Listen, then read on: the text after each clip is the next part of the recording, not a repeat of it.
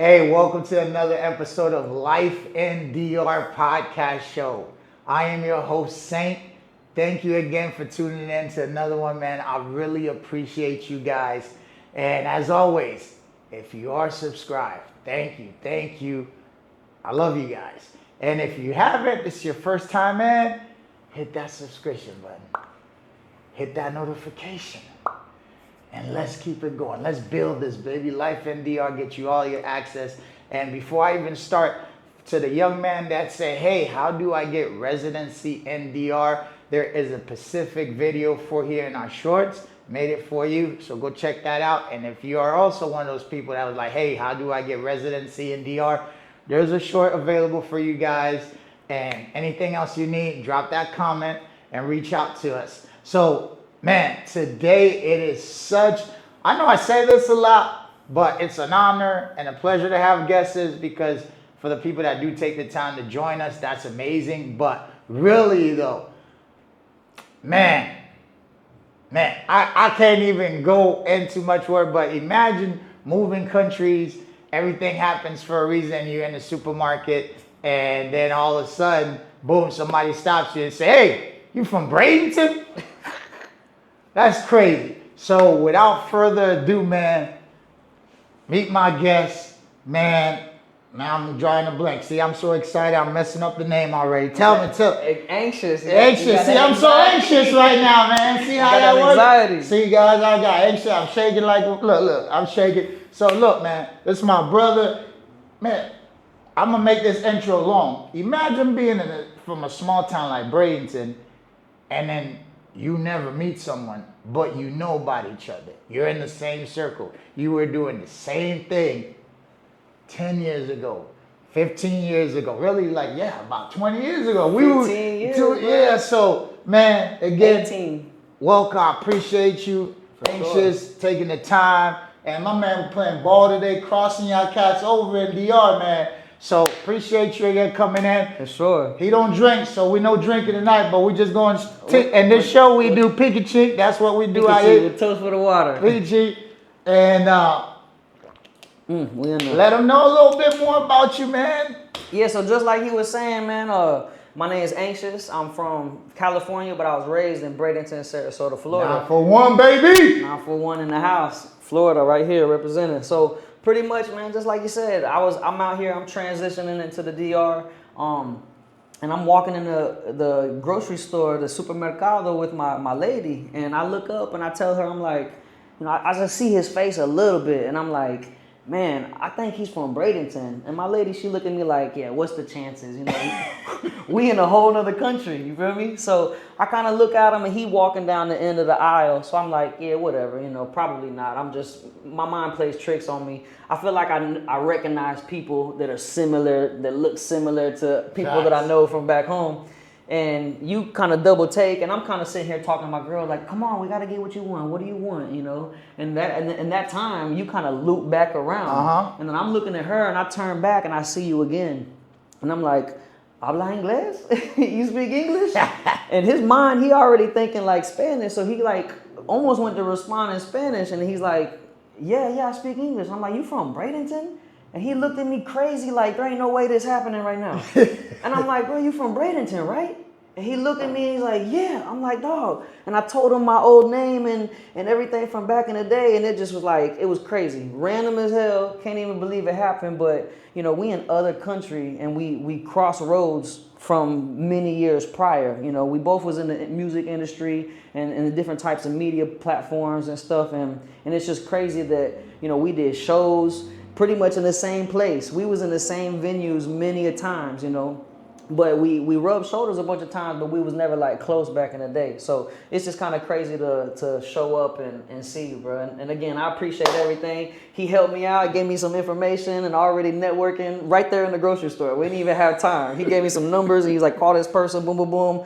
I already done spent some bands and got a new apartment out here, you know what I mean? So again, thanks for that. Shout out Frank Santana, you already know. So yeah, man. As far as the background, we both have been in the music industry. We both been in media and creating content for a long time. So, I used to do a lot of shows a lot of promotion, you know, and I'm an artist, I'm a producer, I'm a songwriter, all of that. So again, we got music with the same people. We got videos shot by the same, you know, did the videographers. same shows. Yeah, literally did the same shows. You know, he got a music video with his arm around a girl, and that same girl on the cover of a flyer for a show at the same club. So it's just crazy how things kind of, you know, come together. And you know, like I said, I still am in disbelief, you know, because not only did you cross my path for me to see you once, and I was like, I'm probably not gonna say nothing, I'm not gonna go chase this man down. Yeah. But then you circled back around and came back in my path again. You know, I was like, I had to say something, you know. So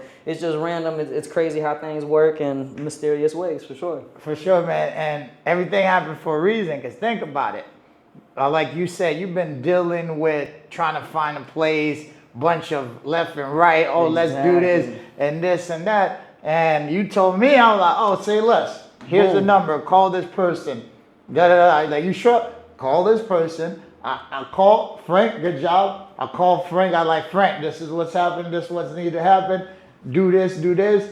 And I think within what? 3 days? 3 days, boy, done dropped some bandos on them. Yeah, pretty much it was just difficult, man. You know, here they just want to be sure. Any landlord wants to be sure to who they're renting to. You know, I've been back and forth for a couple years now, but it was still just a difficult process for me to, you know, actually get established here, you know. And you know, a lot of people, they want your guarantor, you know, your co-signer, for y'all that don't know what a guarantor is. They want you to make a certain amount of money. And I've never needed a co-signer in my entire life. Just I got good credit, I got good pay history. I've been with the same bank since I was, you know, 18 years old. But here they want your guarantor to be the person making the money. So pretty much I'm disqualified from everything. It's what they... We gonna get that straightened out too. Exactly. Next. So it's like, you know, I just been having a difficult time where people just see that my co-signer, my guarantor, doesn't make a certain amount of money. You know, for what you're looking to get. Exactly, because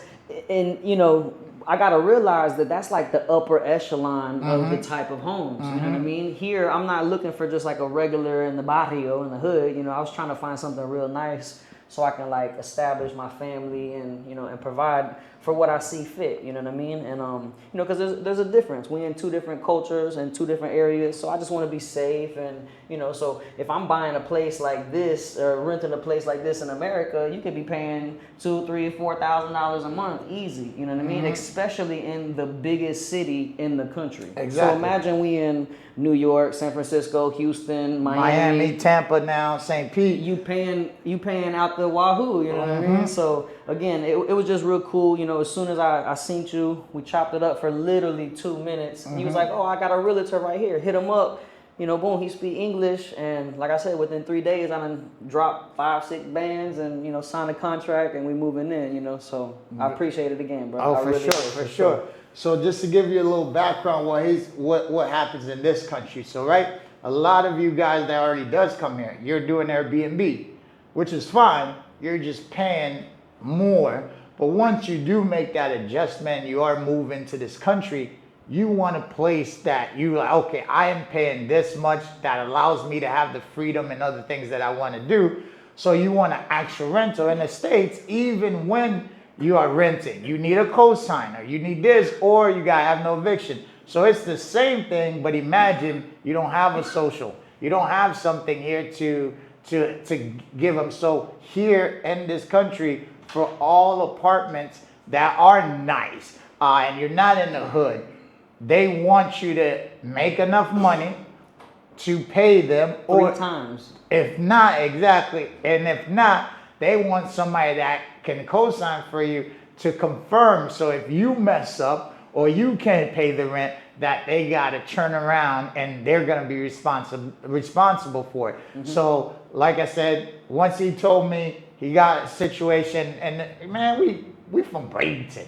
You don't meet people from Bradenton, Florida, in a whole different country. From the same area. Crazy. I'm already giving you guys all this love, all this understanding. So I'll go above and beyond even more for someone from my hometown. And now that we've been talking more, it's like not even just my hometown, it's more my circle. So, you know, we had to take care, but that's what it is. If you're thinking about moving here, yes, you can do it through Airbnb, but again, it's still gonna be cheaper from the States. But once you are actually looking to make it home, and either you buy, there's no problem. But if you are going to rent, you will need a co-signer. But in DR, it's called a guarantor, meaning someone that will make 3 times as much that whatever that rent you're going to pay, they have to make it. So just in case that you can't pay it, they're going to cover. And it's not just for like tour people not from here. It's for everybody. Yeah. So that's how that works. Just some information. If you want more,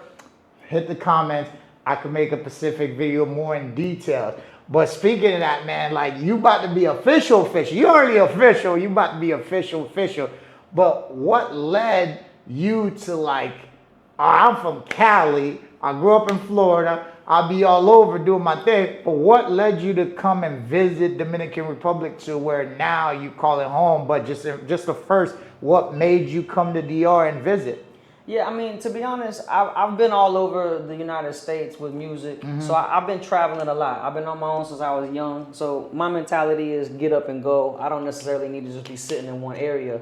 And, you know, I wanted to have a family, you know. I didn't grow up with a family. I wanted to, like, really establish myself. I'm not getting any younger, you know what I mean? So I wanted to kind of experience a new culture. So just to be honest with you, I kind of, you know, I was talking to people from other countries, you know what I mean? Just kind of seeing what it's about, you know, just seeing what to expect.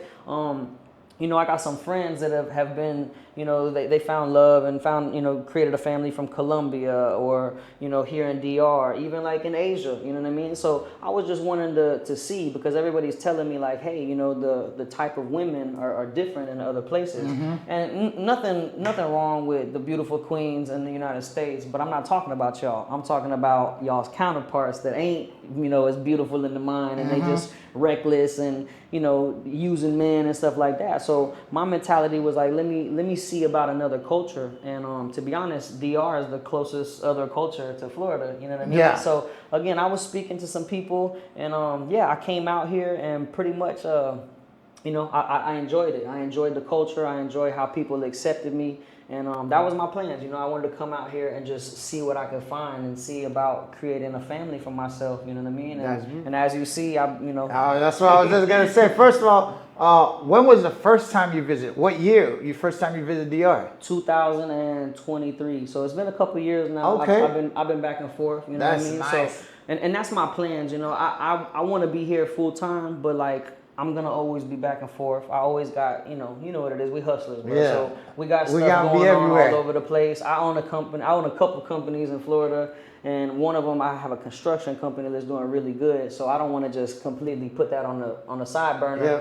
But I'm keeping that going. Like literally on the way here, I'm texting my employee where they out servicing a house right now. We painting the whole house in Sarasota. So nice. Again, you know, it's money, and I wanted to keep everything flowing. But yeah, I'm in a transitional period. I want to be out here more full time, and you know, now that my wife, you know, she in this area, you know what I mean. I'm gonna always be back and forth to DR, but I plan on spending like full time here, at least for the next year or so. You know what I mean? And speaking of that, man, first of all, just to talk about business, yeah, no matter how hard you work, even when you're at the level, like, all right, I can put people in charge, but no one will run your business like you run your business. Nobody. No one's going to put in the same love, the same care, because at the end of the day, they're always going to be like, yeah, I'm doing it, but that 5 o'clock come, there needs to be 30 minutes or an hour more. For them, it's like, nah, I'll do it tomorrow. For you, it's like, oh, you know what? Let me knock this hour out. And that hour might turn into 2 hours because you saw something else that needed to be done. Exactly. So you got to be charged, especially if you're going to do this. It's important because when you are out here, that fund's got to keep coming. Of course. And all these things. But then really what I would ask, like, man, you did what a lot of people want to do, right? You came to DR not just looking for just love, but just like, all right, what else the world has to offer. Exactly. But you did that, but you also found someone that cares about you to now you got the ring on. Like, we grew up in Florida where there's beautiful women everywhere, but you were able to come here and find someone that cares about you and can treat you like the king that you are, and a man be like, hey, I'm not just like you, I love you, but I'm gonna treat you like a man's supposed to be. Because funny story, y'all, This man had basketball this morning. Then he's like, yo, say, man, I know you record early. I'm gonna come. I'm not even gonna eat. I'm gonna da-da-da. I'm like, no, bro, you gotta eat. And then finally on his way, he's like, hey, Saint, you know what? I told him now, you gotta eat, man. He's like, you know what? My wife made me eat. Exactly. And made me do this. I scarfed it. But like, first of all, congratulations on that.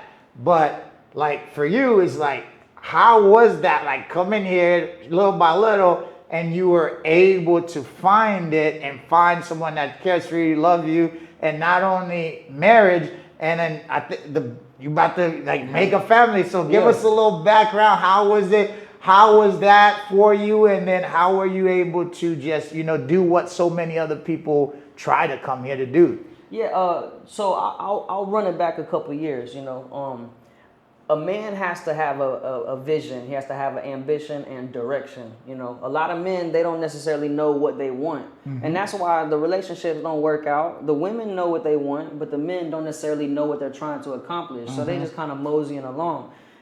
I matured real young since I was, but I knew that I didn't even want marriage. I knew that that wasn't something in my mind. Because especially, I'm not gonna say where we're from, but like I didn't see a good example of marriage. I didn't see a successful marriage like in my whole life. So in my mind, I didn't necessarily want that. But at the same time, any woman wants to be respected by her own family. Mm-hmm. You know what I mean? And a family is gonna, if you choose a man that's taking you serious, they're gonna respect you a little bit more. So I already have the mentality of like, hey, I want to create a family. I'm not trying to just come out here and just date. Mm-hmm. Now, don't get me wrong. When I came out here, I dated. Of course, you got to start somewhere. You got to start. You can't just like, hey, how you doing? Like, you want to get married? It don't work this like ain't that. Back in the day, like, yo, I'll give you 2 cows and a goat for your daughter. Come on, man. And that's actually what I feel like marriage is it's like a business relationship. It is. That's how it used to be. It's like, one family, they had the cattle. Uh-huh. The other family, they had the crops. Yep. And it's like, hey, my family, we'll give you the fertilizer and you could fertilize your crops and then you could. So it was a business relationship. And how do you secure the business? Is you keep it in the family. Mm-hmm. If your family is marrying my family, then it's going to come together. That relationship stays forever. And don't get me wrong, nowadays, it is a business. It's straight up. Marriage is straight up. But no matter how you look at it, it's straight up a business. Like, look, I can give you this, this, and this. I'm going to need this and this from you. And I'll let you get back. But that's exactly what you're saying. Like, when men don't know what they want, they got to go through a lot of hoops. But when you know, like, this is what I'm looking for, you can walk up to a woman and say, yo, this is what I'm looking for, and this is what I have to offer. Yeah, you could save yourself and them a lot of time and, in issues. So, again, I knew what I wanted to bring to the table and what I wanted to accomplish, So, again, if a man is if you just legit with a woman and just tell them exactly what it is, you're going to probably get to where you want to be a lot quicker, you know what I mean? So, again, I came here, I dated a little bit, and I found someone that checked all the boxes, It wasn't like I'm like trying to find the perfect person, I'm not the perfect person. Look at me, you know what I mean? Like, I know I clean up nice sometimes, but I'm just saying, like, I wanted to find someone that checked all the boxes. And like for all you men out there, whether it's like you coming here and you want to create something real or you want to just have fun, regardless, you got to know the perspective of the people in this country. Some women are the same way. They just want temporarily the fixings, and then other women want something serious. The full course. Yeah. So when I came down here, even before I came here, and I'm speaking to, I'm talking on the phone and stuff, like I told them what I'm looking for. I'm looking for something real. I'm not trying to be, temporary, boom, boom, boom. And I mean, within the first couple minutes, couple days, you can kind of vet a person out. And they asking for money. They're asking, hey, can you pay my data? We can't video chat, because just little things. And that's just, a tall tale sign of like, hey, like what's the future gonna be like? Yeah, I'm trying to, this isn't the one for me, this might be the one for me, whatever. And it's like, just to be honest, I vetted my woman for a while, and it was crazy. Like, to be real, she ain't asked me for $1 until like we was already like making real plans about our future. So it wasn't even like asking me for $1. It's like, hey, we already making plans, so let's get this going. And I'm like, oh yeah, let me, so that was my mentality, is like, I still was playing defense a lot, but I knew that I knew what I wanted to accomplish, you know. And a lot of young men, they don't necessarily know what they're trying to accomplish. So it's just that level of maturity. So yeah, I came here. I wanted to meet somebody. And like I said, you know, I dated a little bit and I found somebody that checked all the boxes. So instead of like still running around and woo woo woo, I'm like, hey, you know, you check all the boxes right now. Let me just chill with you. Let me see what's going on. And I mean, essentially, I never left. You know what I mean? Like we've been talking every single day since we first started talking. You know what I mean? Dang. Now again, in the very beginning, you know, I had to clean out my phone, and you know what I mean. Like you once you realize, hey, this is the person I'm gonna actually move forward with. You got to be honorable and you got to do what's right. So yeah, I got here. I met my lady, you know, and the rest is history. Like he said, we about to have a family now. You know what I mean? So after a while, you know, I came here. I pretty much told her like, you know, this is what to expect. You know, I got the blessings from her family. And I surprised her a whole bunch, man.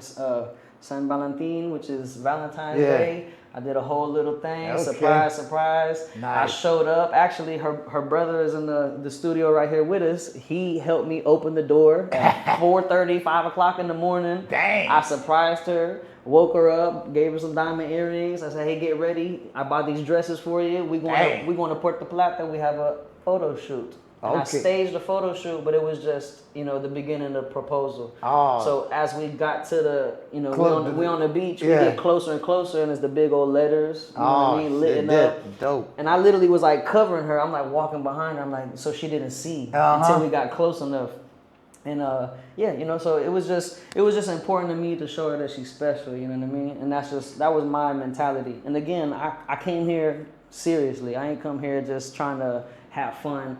You know, I've been having fun for a long time, so I ain't need that. You know what I mean? I was looking for something different. So that's kind of like my little story of how we here. And, nice. And like you said, man, we about to have a child. You know, any day. It could be any day now. A couple weeks. You know, it's going down. So boy or girl? Little girl. Yo. Okay, princess. Pops did it right. Exactly. And then for you men, I hope y'all heard carefully what he said. I'm gonna repeat some of the key things he said. I knew what I was looking for. Like, that's the number one thing.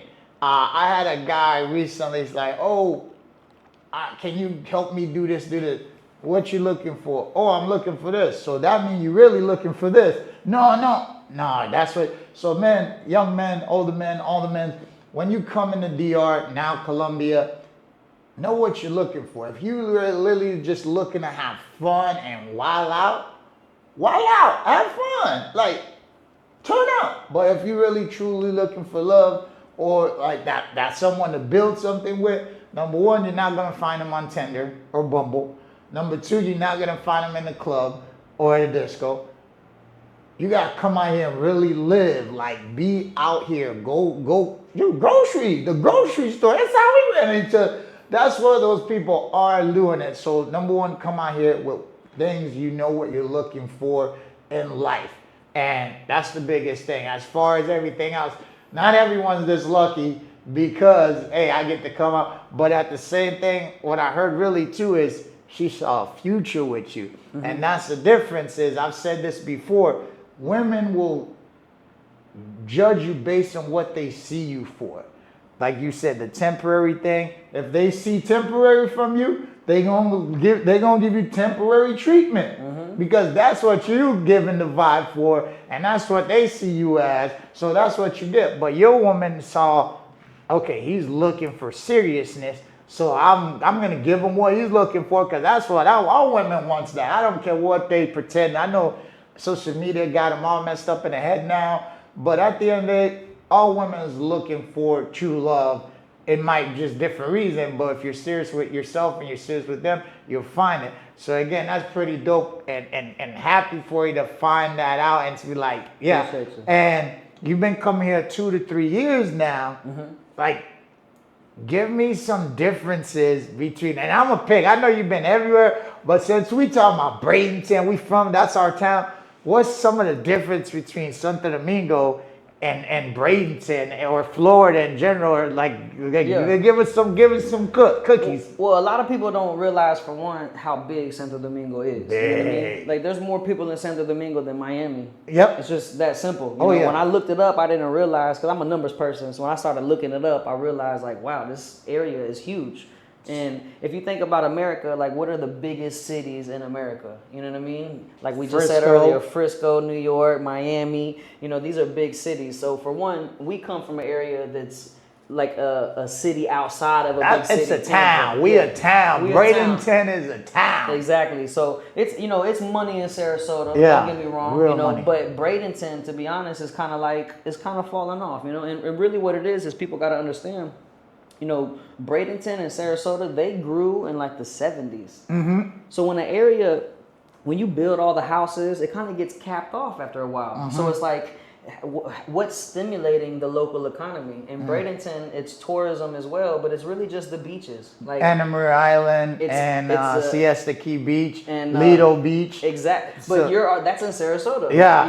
So Sarasota got money, but that's in a different county. Yeah, that's true. Siesta Key, Longboat, Lido, Casey Key, those are all Sarasota. Bradenton, we just got Anna Maria Island. Yep. And obviously like Bradenton Beach, Coquino Beach. Yeah. But really, it's like the academies. That's really what's kind of keeping Bradenton afloat. There's not a lot of money exchanging hands Exactly. locally. So I honestly, I kind of moved down south a little bit. That's where I kind of developed my construction company is down south a little bit in Charlotte County. Okay. Where it's actually building. Every time because it was empty. Charlotte has been empty. It's just a bunch of woods. And then they kind of cut out a grid system, put roads in, and then there's just, imagine thousands of lots that are just covered in trees. You sell a lot, you cut out that quarter acre, and you build. So that's kind of what I moved to. But again, we come from kind of a slower, more relaxed area versus here in Santo Domingo. Like we said, it's the biggest city in this country. You know what I mean?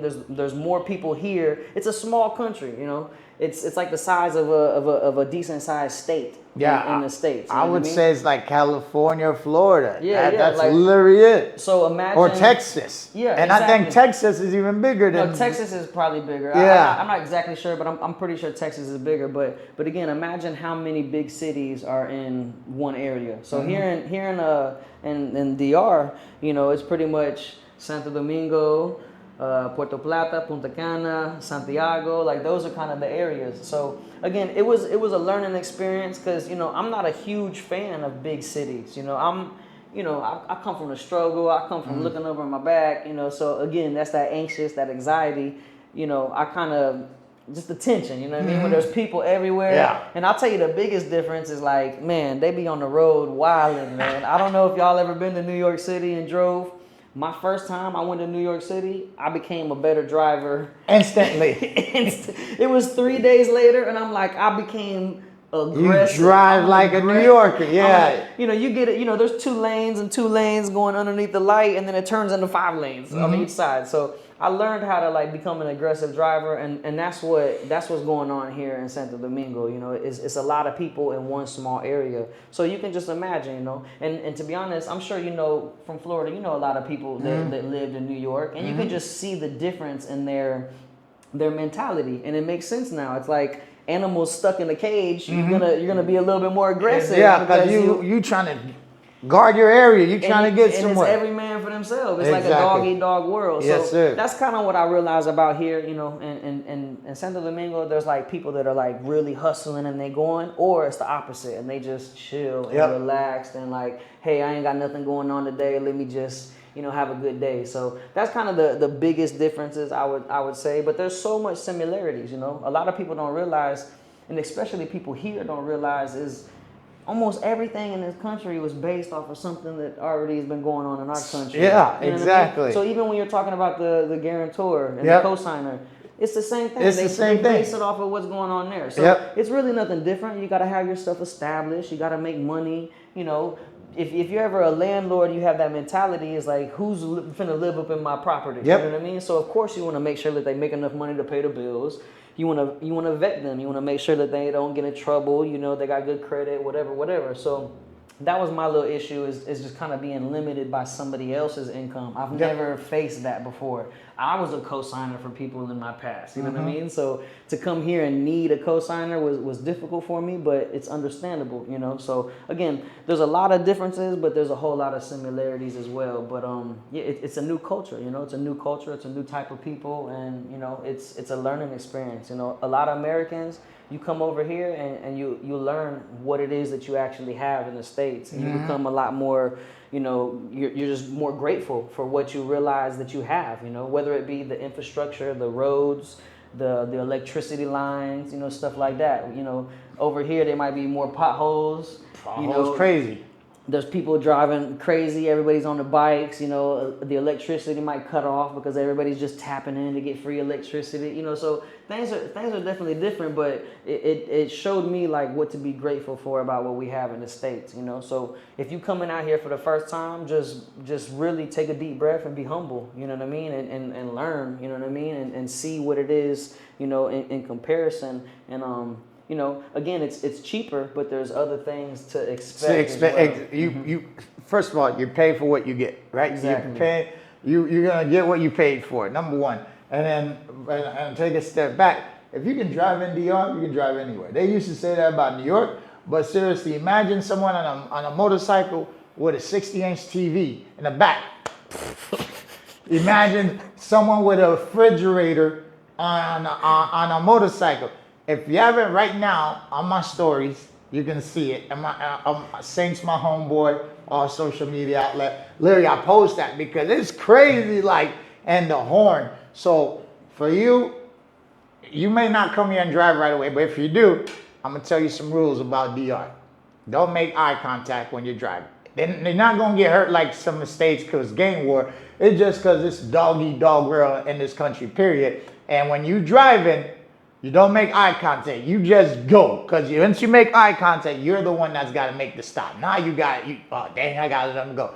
And the horn. So if you like peace and quiet, don't be in the road. Because it's always the horn. That's the communication about that. Another thing that I realized, it took me a while, is it's like, in the United States, we know that everybody got insurance. Like, we know that, right? So we're going to not stop. We're going. Yep. You know what I mean? And in the United States, if somebody bumps into you, especially Florida, that's a lawsuit. You get a check. Yep. So we're on the road going nonstop. Here, if you give them a little bit of like, I might be stopping, they're finna pull out in front of you. Yeah. Nobody's pulling out in front of people in the United States because then you caused the accident, your insurance gonna rise, blah, blah, blah. Here, I mean, I'm talking about you going, if you touch the brakes, they're like, oh, he's stopping. And they're going to pull out right in front of you. So the traffic, the whole road situation is definitely a learning experience. And what you just said, bro, it blows my mind. I tell it to my girl. She gets annoyed all the time because I say, oh, es muy ilegal en Estados Unidos. And I'm saying like how it's illegal. Yeah, in the States, And just like you said, like I'll see people with like construction building materials. Yep. They have like a 12-foot panel of like some sheet metal, and they're on the back. Yeah, not the driver. They're in the back, just holding on to it the whole damn time, riding that. So, and again, sometimes it'll be going sideways. It'll be so there's just so much I see on the road, and I'm like, man, that is so unsafe. Sometimes I see 2, 3, 4, even 5 people on one bike, bro. That's just a Tuesday, man. That's just on another one Tuesday. bike. It might be a couple children. It'll be like an adult driving, a child in between, another adult, a child, another, and I'm like, you know, it's just normal. Nothing against anybody. That's just how it is here. But it was culture. It was unique for me. I never experienced that before, you know. And me personally, again, nothing against nobody here, but I'm not finna get on the back of nobody's goddamn motorcycle. It ain't happening. Speaking of experience, man, like when you got here, like I know you were doing talk or whatever. What was the first thing you like noticed, like that, like, yeah, I am in a different country? Because for me, when I got here, it was nighttime, and I was just like, okay, there's lights. And I actually moved in Este, like East Side, and San Isidro. And I thought that was Dominican Republic. So when I woke up in the morning, I'm looking around in San Isidro, I'm like, yo, this is DR, ain't no beach, like da-da-da. And then my boy's like, all right, we gonna do this. And then he took me out, and then we went to like one of the malls or something. I'm looking around like, God dang. not only there was things in differently, but the women was gorgeous. They were dressed like up, like they were just beautiful, dressed like. I'm like, bro, you at the mall? You Like look they like go you to the were club. great. Yeah, Yeah, like you go to the club. Is you going? You at the mall and you look like you going to the club or the Grammys? Like which one? And I'm like, so for you, that was for me. That was where I was like, oh wow. But for you, what was one of the first things you like realized? Like, dang, I'm really in a different country. I mean, to be honest, I landed in the daytime. So as I'm landing, I'm looking out and I'm already seeing, like, before the plane even landed, I'm looking, I'm like, oh yeah, this is definitely different. You know what I mean? Like, I could just see, you know, the housing is probably what stuck out the most to me. Uh-huh. You know, I'm in the construction field, you know, so just how they build houses out here. In America, it's However like, they want. Exactly. In America, you got to have like 100 documents and you got to have permits. And Yep. it's a long process before you can even start chopping down the trees. Mm-hmm. Here, if you got the money, Yep. just Go do it. Buy the block. They're going to show up at the side of the property. They're going to dump a big thing right in the road. Yep. Block everybody from traffic. And Yep. there's going to be a big old thing of dirt. And Dog they're just eat going to dog world. They're just going to start building. So I feel like, you know, I feel like the lack of regulations is kind of what I noticed the first thing. And again, whether it be like how people drive on the road, how they build, you know, restaurants, you know, certain things. And again, this is something to be grateful for that we have in America. I know it's annoying, but I remember when I was a teenager and I was working at the restaurants. And then they'd be like, "Oh, the inspector come and hurry up!" Yeah, you got clean the this, dates put on- switch the dates, do all these stuff. Because regulations, Yeah. they'll come in there, they'll Shut this shit down. They will shut it down. So like I realized, you know, just the difference in regulations, and we don't realize that protects us. You know, that protects us, our safety, our health. You know, just our best interest. But that's why people are getting sued left and right, you know, because there's so much regulations. But again, when I first got here, you know, I realized, you know, when I'm on the roads that it's just a different culture, a different country. But again, it was just, you know, it was an eye opener. Obviously, you know, everybody thinks that this is a third world country, and that's not the truth. Maybe, you know, a few decades ago it was, but like really, this country is growing. Like they are like going through like their industrial phase. You know what I mean? Like you said on one of your last episodes. This is the most visited, most tourist visited top visited tourist in the whole country in the Caribbean. Yeah, so it's like, you know, we're spending, whether it's Americans or other countries, we're spending a lot of money here, you know, and when you stimulate, you know, that's what supply and demand is. When you start putting a whole bunch of demand on something, the supply is going to match it. So obviously this country is growing, you know, people aren't looking for water. You know, that's what a third world country is. They can't find water. You know, just like America, we using the restroom and clean water here as well. You know what I mean? So this country, there's a lot of similarities, but like the differences is definitely like, you know, there's a little less money here, maybe a little less opportunity. And I also realized how people are just like, I think they call it like the Dominican way, where it's just like, you know, tranquilo. Like, tranquilo. Like, calm down. Like, yeah. You don't got to worry about nothing. No worries. You know what I mean? And it means so much different, that tranquilo, because funny thing, because like my place, my landlord be writing me sometime, because I was like, hey, I'm doing this, or this is going to happen. He's like, and then that day come, he was writing me, and I'm like, yo, I told you I'm doing that. He's like, tranquilo.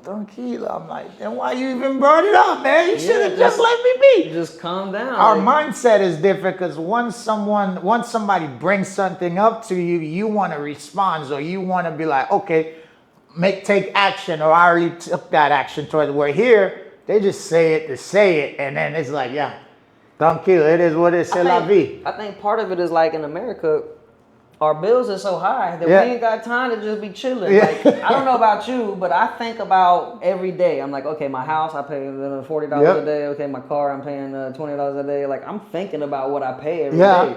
So that's always like almost over our heads. Here, it's almost like people don't want that pressure over their head. They just want to chill. Like I was telling you on the phone, like, I ride by and I just see a dude sitting in a chair just like on the side of the road, just like chilling, just watching the cars go by. And I be asking my lady, I'm like, what are they doing? Like, what is, and she don't have an answer. She's just like, I don't know, they're just hanging out. And I'm like, why? Like, why are they just It'll be every day. Of course, people got things to do, but it's like they just chilling. You know what I mean? And that's what it is. It's just relax. Like let the day, enjoy your time, smell the roses. So Yeah. And DR was voted one of the happiest countries like in the world, not just like here, but it's because of that. yeah. From Wednesday through Sunday, everything is c'est la vie, tranquilo, until that rent is due, and then they're like, okay, let's panic, let's go. And then once they figure it out, it's a wrap. And here, the States, right? We are programmed to, in the States, once you're like 18, maybe now, but our age, when you're 18, with me, I was 15. Once we're 18, we want to go get an apartment. We want to make our own way. We want to go do that. We want to be men. We want to be we want to be successful. Here, they stand with their family until they get married, or they just stay in there. They done built exactly, no permits needed. They just took another piece of the property or a piece of the house they done saved. Now they build a little tiny apartment in their mother's house. Yeah. Or they just, fix their room up. They help mom pay the bill, and then they stack up their money and buy a car or whatever, or a new iPhone. Yeah. So that's the difference why it's so chill, because they look at life different than we are. We're in a hurry to take on bills, and they're in a hurry to stay where they at until, hey, I got a business, or I'm getting married, or okay, I done save up enough money, because here family's such a big thing. And I like that. Yeah. Like that. I almost feel like more Americans should be like that as well. You know what I mean? It's almost like I feel like the Industrial Revolution kind of separated the family, and it's now in America. It's like, oh well, if you would have went to college, like mom said, you'd have more money. You know what I mean? Here, it's more or less like you said, they keeping it in the family. Everybody kind of staying close. People building houses, and then they always leave the house with the potential to build another floor. second floor. Yeah, so that's kind of what I realized here. And again, with my family, with my wife's family, they have the same thing. They have multiple units, and they done built on top. Yep. And now they own. The stairs.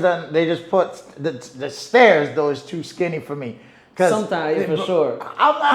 It'd be no rail. No rail. Concrete. Or the round little thing. I'm like, how do you get your bed to the 5th floor? Like, they got ways. They MacGyver it. They do whatever they need to do to make that happen. And that's exactly why, number one, why they're so, they're not taking on the stress. But don't get me wrong. There are people, all they do is stress. But you know why they do that? Is because they're not looking into their own life. They're looking what they see on TV. They comparison what they see. Because social media, TV, outlet, YouTube, it's too much access. Think about when we started, right? We had nothing. Then we had Facebook. And Facebook, you only had Facebook for like where you were from, or if you travel a little bit, you're like, oh, you got Facebook? Boom. Now I got like 500 friends, but you knew most of them. And they're in your area. They're in your area, and then like boom, boom. And then Facebook came. It did allow you, but even then, that was college. And even then, still same thing. But now, you got TikTok. You get views around the world. You may be more known in a different part of the world than you are in your own neighborhood, your own city, your own state, because no one cares about you in your area, because we know you, no matter what you're working. Where someone is on the other side of the world, they see what you're doing, like, man, this person is inspiring me, or this person is so cool. Look what they're doing. And not to get something I tell people, or I've learned myself, is never market or never do something for the people you know. I'm gonna repeat myself. What I mean by that, right? You're in music. I used to be in music. When you drop a song, you're going to have your 10 friends that's going to say fire. Then everybody else is just like, okay, you ain't famous. You ain't this. They going to listen, but nothing like that. We see you every day. Every day, you just like me. You work down the street. You trying to find it. Some are going to try to discourage you. Some are going to say, keep going. Some are whatever. But there's somebody down there that's like, oh my God, this person, So I was at an event, I want to say in November, and he's Haitian like me, and Zoe, man, this dude is bringing top tier artists from Africa, Afrobeat, top tier, but he's only promoting to Haitian people that in the same area. And then there's people like me, Haitian, I'm not in your area. How come I don't know about this? I found out from the artist himself. Yo, I'm going in the DR. So I get there, I talk like, yo, how is it you're not putting a little dollar on Facebook, you just blast it from age group to this group, from this. It's like, oh, well, it is. Like, bro, don't promote to the people you know. They already know you. They're gonna look at you like you regular. They're not gonna. They already know you. They see you on the regular. They gonna come. They want free tickets. Y'all know that. They want free tickets. They don't want to pay entry. They want a drink. No. Let them come. They're gonna come regardless if they want. But go to the people that you don't know and build that bridge. So again, not to get out there, but that's one of the most important things that like you want to do is that. But now back to what we said, man. That's incredible. Like just like you said, first thing you notice is the housing and how was the rest transition for you? Again, for you, I think you have such a unique story because you came here, you're already married, now you're like you did it backward. I found the girl, now let me get situation. Yeah. So how is the rest of the transition for you? Like, because I know personally, like you're vegan, you do this, like how is it living in a country where you don't know the language well, but you're able to like that transition, figure out, okay, I could do this. This is what I want to do. How is the rest of the transition going for you? Yeah, I mean, to be honest with you, bro, you know, I come from America, but I don't come from money. So it's like I have a different perspective than a lot of people because I was the poorest kid. You know, I was homeless at 15 years old. I didn't have family that cared about me. You know, so when I first came here and I started really learning the culture, I could relate in a certain way that most Americans couldn't, you know what I mean? Because again, I was the kid going to school being looked at like you got holes in your clothes and you got, I mean, got to pay less. Holes in the clothes are fun now. Yeah, now it's cool. But I'm just saying, like I was, you know, lower tier in my area. Me too. Versus the peers that I was going to school with or whatever it may be. So in all actuality, you know, me coming over here in my transition, I had an open mind. You know, I didn't have a big expectation. And just like you said, you know, I came over here with a purpose and I knew what I wanted to accomplish. You know, I knew I wanted a family. I knew I wanted to change, you know, my life and reinvent myself. From something I never had. You know, I want a big family because I never had a family. So the transition, you know, to be honest, at first, you know, even a little bit now, you know, I gotta be more patient. I gotta be more understanding and accepting. You know, like we all got, you know, room to grow and stuff like that. But hey, toast to that. We got room to grow. Always. But what you say? C'est la vie? Is that how you say it? No, Pikachu. Pikachu. There we go. So yeah, my transition was like, you know, it's still in the process, you know. I'm never gonna just completely be gone from America because, you know, that's where the bread come in, you know, that's home. That's what taught me to be what I am. But the transition, it's still in the making, you know. It was kind of difficult at first. And I mean, it's still difficult. Like I said, for the last 2 or 3 months, I've been looking for a place and I've been kind of getting turned down because I'm looking for something Pacific higher value in this country. You know, I've been paying way more money than that for my bills back home. But that's just like a regular place, you know. So again, the transition, you know, it's a process, you know. Unless you a multi-millionaire, nobody's just snapping their finger and everything's just super easy, you know. So again, I wanted to be welcome into this culture. My wife, her family, you know, they definitely welcome me, arms wide open. And you know, my mentality, a lot of people say like, man, you're crazy because I just go. I'll be in the middle of the hood. I'll be the only white person. They be everywhere I go, I feel like I got a target on my back. You know what I mean? Like I really do. Especially with this big old bald white head, you know what I mean? But you know, everywhere I go, I get a lot of attention. And at first, I was kind of like liking it, you know what I mean? And then I started to realize like it's a little bit more than just like, hey, look, there's a white guy touring. Like now it's kind of like, oportunidad, like Yeah, opportunity. gringo prices. We talked about the Exactly. gringo price. As a matter of fact, tell us a couple stories about the gringo price. Okay, I mean, every time I go to the beach, Oh yeah, you definitely. you can't take 20 steps without somebody trying to sell you on something. And I see how the same salesman, they might be selling seashells, they might be selling bracelets, necklaces, hats, pina coladas, whatever. But it's like, they're gonna follow me. You know what I mean?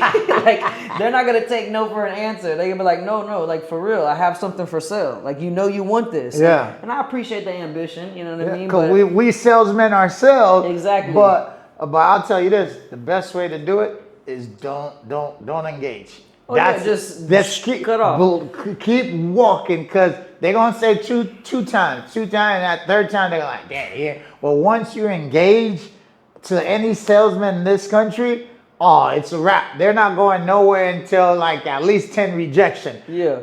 That's what I be saying, you know, no tengo dinero, gringo roto. That's what I be saying. And they be like, oh, you broke? You know, I don't got no money, I'm broke. You know what I mean? I'm spending on all tattoos. Yeah, and they be looking at me like, you a damn lie. You know, you got some dollars. You ain't out here with nothing. You know what I mean? But you know, it's the same thing in the States, man. Like, people are gonna take advantage of you if you're gonna allow them to do it. Exactly. So I mean, that's kind of how I look at it. Again, I don't fault anybody for seeing an opportunity and wanting to get some money out here, you know. But again, you know, when you talk about the gringo prices, you know, let me give you an example, right? This is a funny example. I was with my lady and her two brothers, and we in San Isidro, or close to there. And I go to get a water, just a bottle of water, cold water in a bodega. I walk in there and the person tells me a price, right? And I'm like, oh, thank you. You know, thank you for being honest. And I gave them the little bit of change, the extra couple pesos. And then when I go back and I'm sitting there, her brother comes and I'm like, hey, you want a water? And he's like, yeah. So I hand him the same amount of pesos. He walks in there and gets it for 5 pesos less. Yep. Now, even though it's 5 pesos, it's literally nothing. That's less than 3. That's like a couple pennies. That's bro. 10 cents. But what it was is, it was like, I gave the amount and they gave me a little bit of change. And I said, hey, thank you for being honest, because other people weren't honest. Yep. And I gave them the change, like propina. So they got you twice. They really did, because then when her brother comes in there, he got it for cheaper. Yep. So really, they wasn't being honest. They overcharged me, but they overcharged me less than the other person overcharged me. Yep. You know what I mean? So you've been getting got the whole time. I bought 2 waters. One person charged me the right. One person charged me a little. Excuse me. One person charged me over, which I thought was just 5 cents over, or 5 pesos over, but really it was 10. Yep. So then I went and got it again, and another person serviced me, and they gave it to me for 5 cents less. And I'm like, hey, you know what? You keep the change. Thank you for being honest. And then now really you done. And then you bought 4 waters, and generally he comes back and gives me the change, and I'm like, how you got this? And he's like, oh yeah, you know, the change. And I'm like, damn, so they was lying to me too.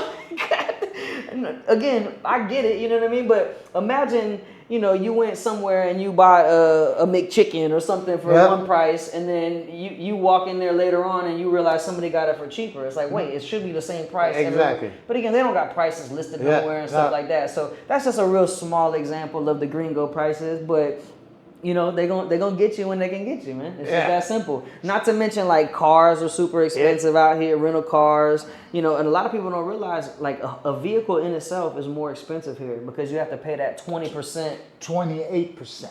Well, I think there's 18. Yeah, the plus normal 10. tax, Yeah, plus plus the 10. Yeah. And well, no. Any import. That's what I'm saying. Any import, by law, there's a 20% tax. Yep. And then there's the normal 18. Yeah. So it's 38 actually. 38. Exactly. Yeah, that's exactly. So let's just say, I don't know. Let's just say you have a $50,000 whip. Right, you're gonna pay $50,000 plus another 19 grand. The 19 grand is just you're paying it right to the country. Yep. Right to the country, and that's not even paying to get it actually sent here, like the ferry or the ship that you're gonna put it on. That's so it's like. So now I'm realizing, you know what I mean, like why it's so expensive here. So gas is like the same price as the States. Yep. Vehicles are more expensive here, but Uber is like cheaper because labor. Uber is labor in them. And even then, you take an Uber, just like the States, but it's worse here. Here, I could go from point A to point B for perfect. Today, I came from my house, which is only about 1 point something. No, yeah, maybe 1 mile. I paid $143 pesos. So just under $2. And under $3, right? 60 something cents. Yeah. Never mind. So yeah, even then, because the rates. So right, that blows my mind. In the States, Uber, you pay 15. and the Uber is getting 70 pesos of that. They're getting 70%, so it's 70-30. Yeah. But so it's the same rate in the States. Yeah, but the drivers get the same 70-30 split. Yep. But they know that labor is so lower here, so they make it cheaper for the people to actually purchase the Uber. Yeah. Which blows my mind. I feel it's unfair. I feel like the locals should be making more money. I'm not gonna say the equal, but why not? I mean, it's still taking up. You're a human, and it's taking up your time, and you're wear and tear on your vehicle. Because I mean, people in Uber in the States, they ain't making money like they should either. It's kind of like it's really just giving you the money just to cycle it through. That's all you're doing. That's really all you're doing is you're just putting a little dollars in your pocket. You got to pay for your gas. You got to pay for insurance. You got to pay for the vehicle, wear and tear on the vehicle. That's losing value every mile. Exactly. So, and another thing is like, bro, they have Uber Moto, Aki. I'll be in there. My homegirl who's from Jamaica, that's all she takes.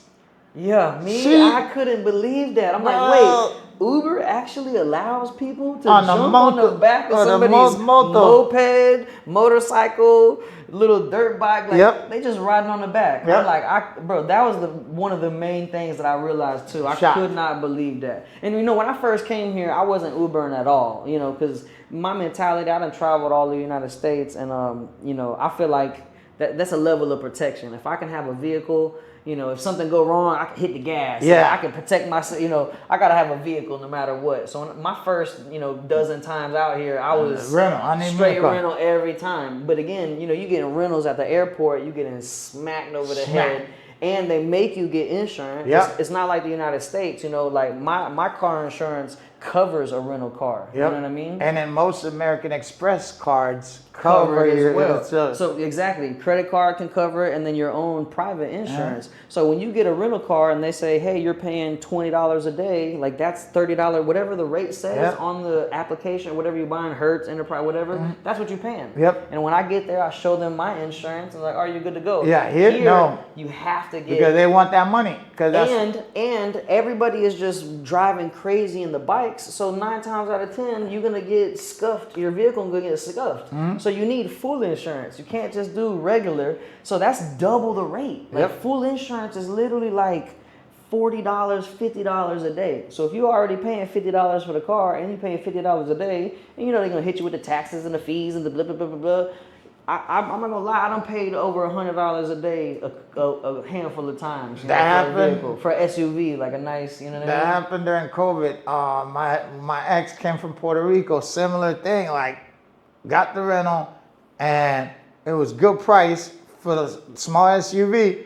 But once we got there, and she had American Express for that, she's like, no, you need to take insurance. We ended up paying. Well, she did. She ended up paying about. Bro, we had the car for over a week. We paid like a rack, like $700. Yeah. And it should only been like, the insurance was more than a rental car. I'm gonna leave it at that. The insurance was more than a rental car. But I want to take a step back is, so for the people, right?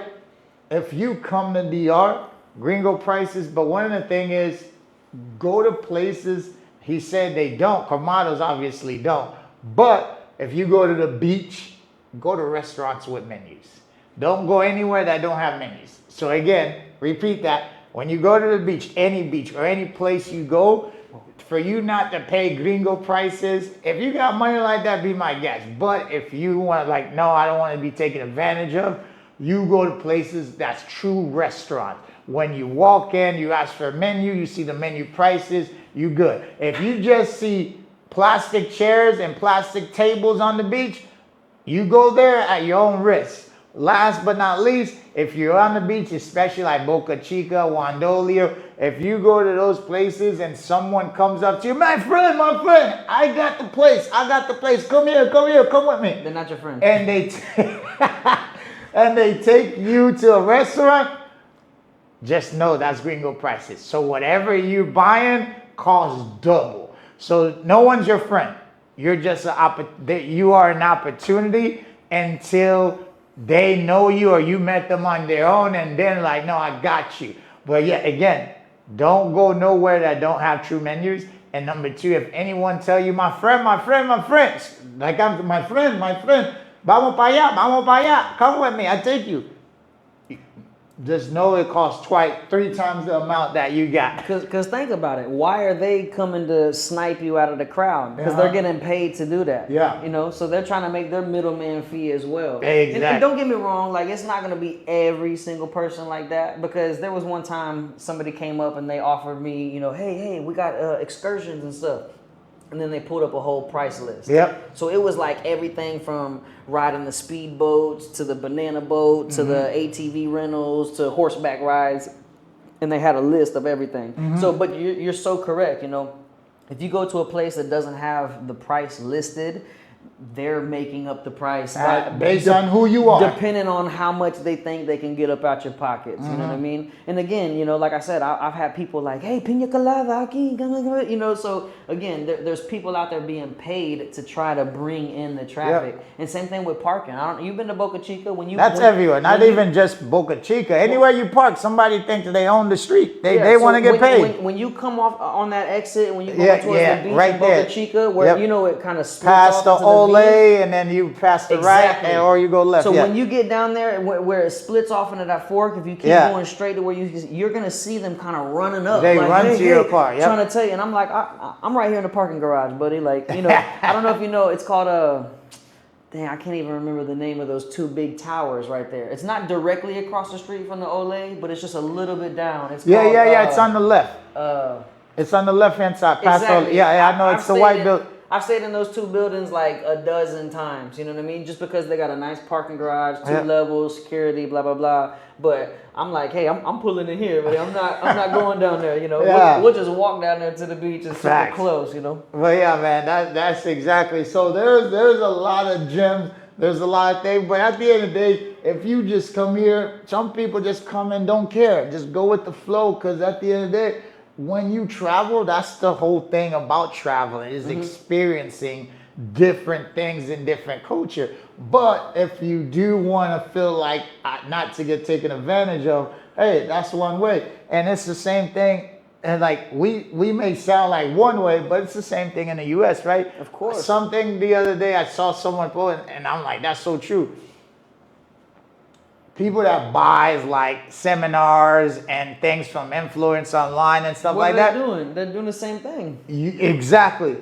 Your subscription pays their income. So if they're not teaching you how to make $1 million, they're not you're paying them rent. They're going to give you a little speech and that's it. But if you take away your subscription, how they're making their money? Because they're not really making $100,000 a day. Because if they are, they're not begging you to teach you that.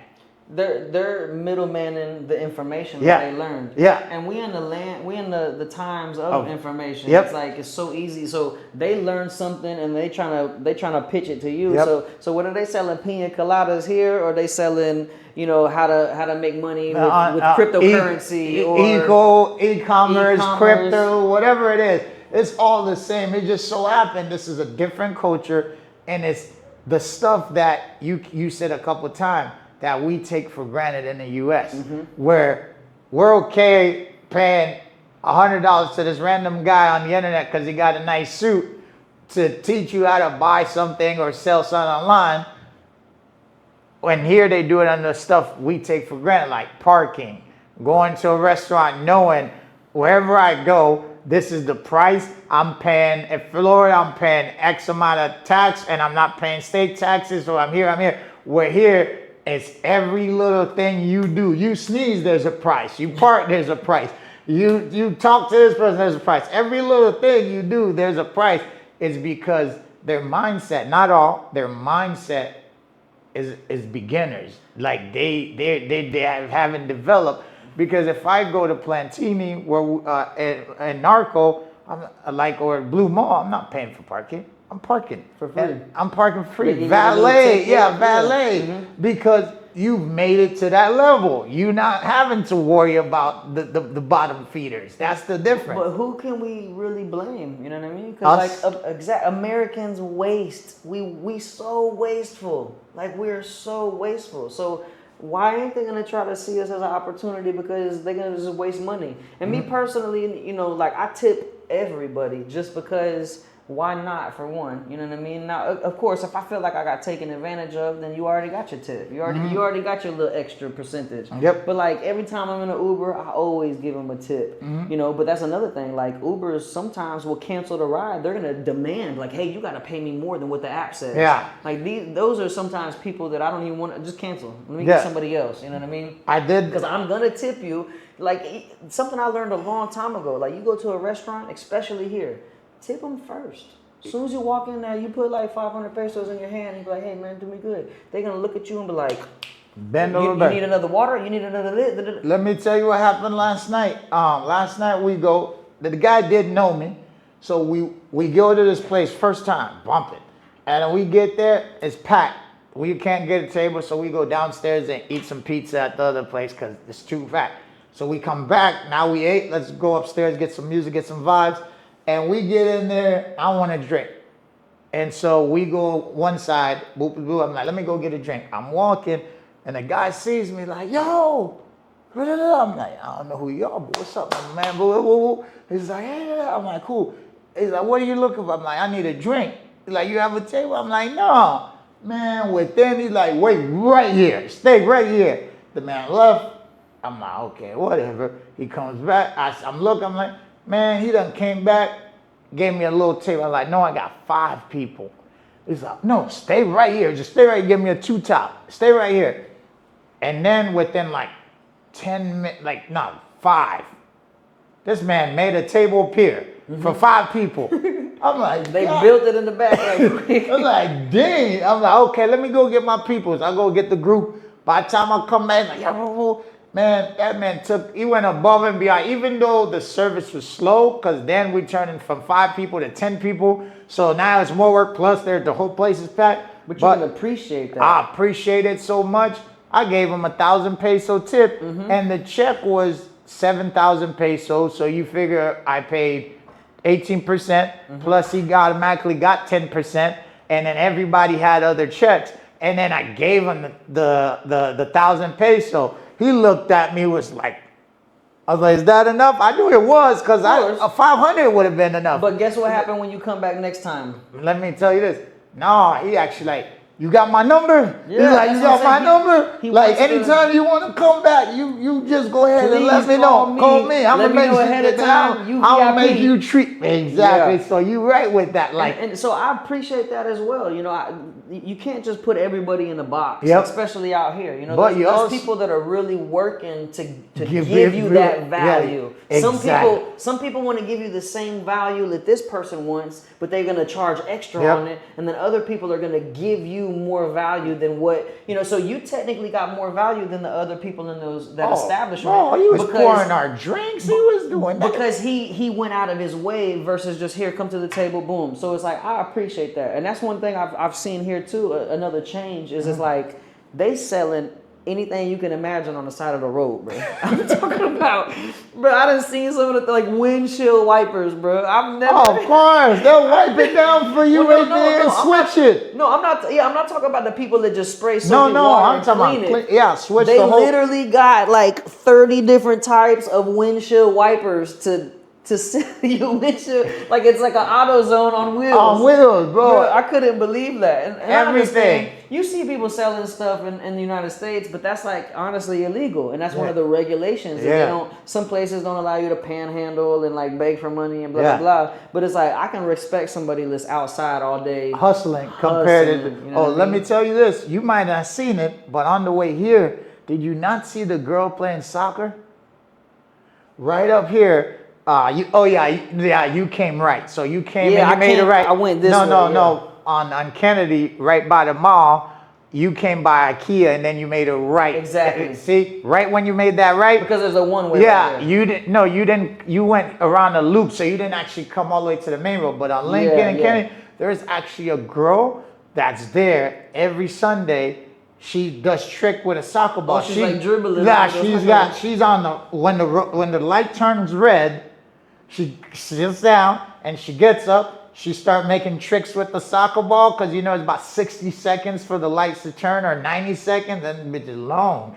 But she plays tricks, and then when it's like down to like 30, 10, 20 seconds, she takes off the hat or whatever she got. She goes to the window and just tip, tip, tip. So this country is a hustle. So just like these people do in the beach, their hustle is different. Their hustle is to take advantage of gringos and anyone that's going to the beach, because that's where they live. They're using their grift to make their money. And don't get me wrong, some of them could do better because I'll be at the beach sometime. I'll meet somebody that speaks 4 languages, but they hustling nickel and diamond at the beach. Bro, you speak 4 languages. Get your butt over there and do some money. You could be out here really grinding. I don't know about you, but I just be wanting to help everybody I can. I got a foundation. What you mean? I be wanting to help everybody I can, and it's like obviously I can't afford to help every single person, but it's like sometimes just that information, maybe that encouragement, that advice to like you just said, like, bro, you speak 4 languages, you know what I mean? Like, you could create your own platform and be making real money, you know what I mean? Like, it's the mindset. monetize your wisdom, you know what I mean? And it's the same thing. Everybody in the world, most everybody want to make a bunch of money off of YouTube, you know what I mean? But what does it take? It takes maybe, what's a dude named Mr. Beast? He's been doing it since he was 11 years old. Dang. He made up his mind. He was 11, and I'm fixing to be consistent every day. And how long did it take before he really started making money? You know what exactly. I mean? So I appreciate people that hustle, that want to get, they hustling like they working hard, they working a lot, rather than just trying to hustle you on the value that they're giving you, And again, I really appreciate it, but that's cool. Like, the girl actually working on probably her passion. She loved to play soccer. You might see it on the way out. And she dribbling the ball, and she getting better every day she's working on her craft. Yeah. And then I hope she's doing that, but at the same time, be at your house doing the same thing in front of a video camera. Put that thing on TikTok. Yeah, because people can view that a million times. Where you're on that street, it's hot. And you're only able to do it from like 10 a.m. It depends on your drive, or like how quickly early you start, from 9 a.m. till like 1, because they get so hot you don't want to be there. But I hope she's doing that as well. But DR is the land of opportunities. One way or another, people are going to find a way to make ends meet and to hustle. And the biggest thing, and that's around the world, is believe in yourself. Believe in yourself. Like you just said, Mr. Beats started at 11. I didn't even know that. Like, started at 11. So many other people started so long ago. But once you believe in yourself and you put the effort into what you're trying to do, is going to happen for yourself. So I'm going to tell you an amazing story about someone I know, right? His name is Julio. I've known him for a long time, right? And I knew he was special. I believed in him, but the crazy thing, he believed in me. Like, he believed in me, and I was trying to build my team, build what I wanted to do. And I'm like, man, I need to find the right people so I can do what I want to do. And someone said, talk about him to me. I reached out to him, like, hey, would you take some pictures for my foundation for me? He's like, yeah, sure. And he did it. And I was ahead of myself, like, all right, I want to do this. I could pay you this, but I wasn't there yet. And then, but he believed in me, kept believing in me. But I kept trying to get him to do things with me, like, yo, let's go enjoy. Because, in life, when you're chasing your dream, you still got to enjoy life. Because positive thinking, positive action brings in positivity. And then he couldn't, for his reasons. And then little by little by little, but then what's been holding him back is his story to tell, but what's been holding him back, once he finally cut that hold back, same thing for me, he's like, no, I'm going to focus and do what I want and build my dream and do this. once he did that, not only everything started working for him, but then he's like, no, I want to be a great photographer. I want to be a great this. I want to do this. I want to do this.